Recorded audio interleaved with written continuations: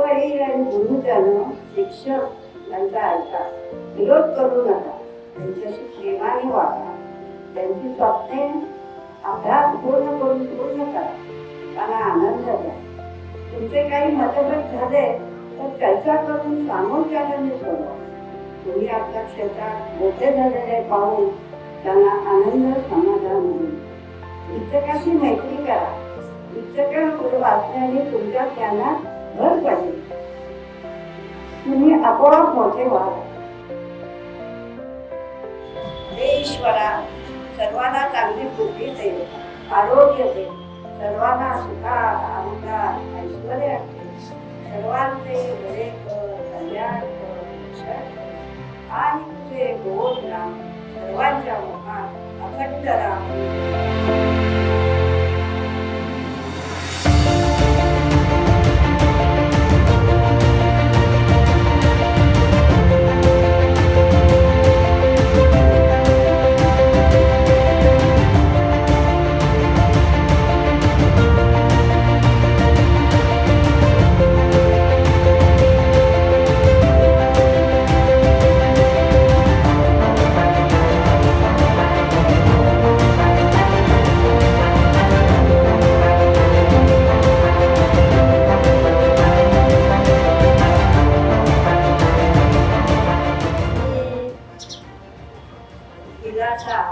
माझी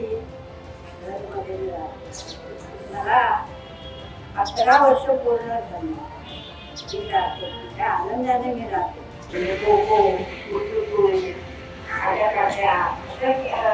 शाळेच्या जीवनात मी हे केले.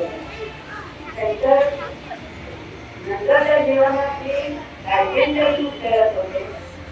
सारख्या मला आवडता पत्रिका खेळ खेळत होते.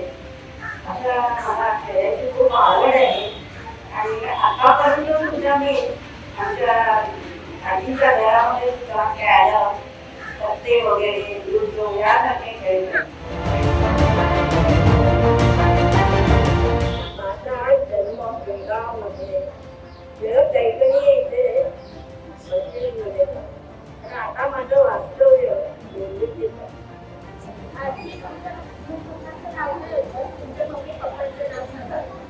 त्याच्या वडिलांचं नाव महादेव होतं आणि आई खूप मानलं. आणि तुम्ही एवढं वर्ष झाल्या तरी तुम्ही स्वातंत्र्य मिळण्यापेक्षा पण पहिले तुम्ही बॉस झाले होते. कोविडमध्ये पण तुम्हाला फाईट करावं लागलं. पण तुम्ही एवढे कसे तुम्हाला एवढी स्ट्रॅटेजी आली की वाचली तिथे. स्वातंत्र्य काळ पण तुम्ही बघितलेला आहे, स्वातंत्र्य नंतरचा पण बघितलेला आहे आणि कोविडचा पण बघितलेला आहे. तर तुम्हाला काय सांगावं असं वाटतं? स्वातंत्र्याचा आता स्वातंत्र्य नसल्यामुळे तर नक्कीच बरं वाटत नव्हतं. तसा अगोदरचा काळ चांगला होता.